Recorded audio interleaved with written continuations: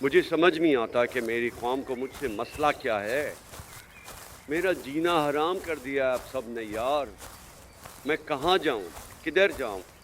Dubai گیا تو لوگ پیچھے سے تصویریں کھینچتے رہے، روڈ پر کھڑا ہونا مشکل ہو گیا ہے۔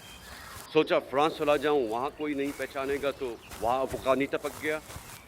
پہلے مجھے لگا کہ تعریفیں کر رہا ہے پشتوں میں، پھر جب ٹرانسلیشن کروائی تو خدا کی پناہ ایسی گالیاں۔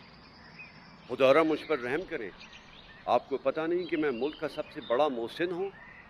میں بتاتا ہوں کہ میں کیسے محسن ہوں۔ میں اگر بڑے چور کو ملک سے نہ بھگاتا تو آپ کو پتہ چلتا کہ جرنیلوں کے لیے کرپشن بڑی چیز نہیں ہوتی۔ اگر میں سازش کر کے عمران خان کو نہ نکالتا تو کیا قوم متحد ہوتی؟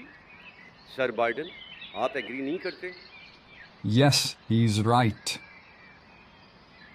اگر عمران خان کو اسمبلی توڑ کر الیکشن کروانے دیتا تو آرام سے دھاندلی کر کے پی ڈی ایم کو ری انسٹال کر سکتا تھا، لیکن نہیں کیا۔ آپ کے بھائی نے اپنے جانے سے پہلے ایسا ماحول بنایا کہ مجھ سے بھی بڑا ڈفر نیا چیز بن گیا۔ نواز کو سزا کے بعد دودھ سے دھو کر واپس اس لیے لایا تاکہ آپ کو پتہ چل جائے کہ ہمارا کوئی دین ایمان ہے ہی نہیں۔ پی ڈی ایم سے ملک کی اکانومی کا ستیہ ناش کروایا اور کنفرم کر دیا کہ عمران خان صحیح کہہ رہا تھا۔ پھر لوگوں کو اتنا مارا پیٹا اٹھایا کہ لوگوں کو کنفرم ہو گیا کہ پولیس کے پیچھے اصل میں تو ہم ہی لوگ ہوتے ہیں۔ پی ٹی آئی توڑنے کے چکر میں سارے آستین کے سانپ ایکسپوز کر دیے اور پارٹی کو صاف کر دیا۔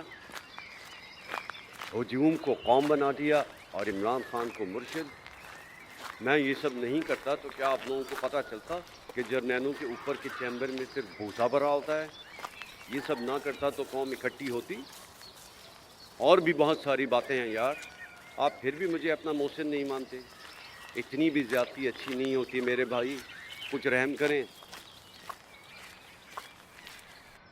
ابے یار، یہ باتوں باتوں میں کدھر آ گیا ہوں؟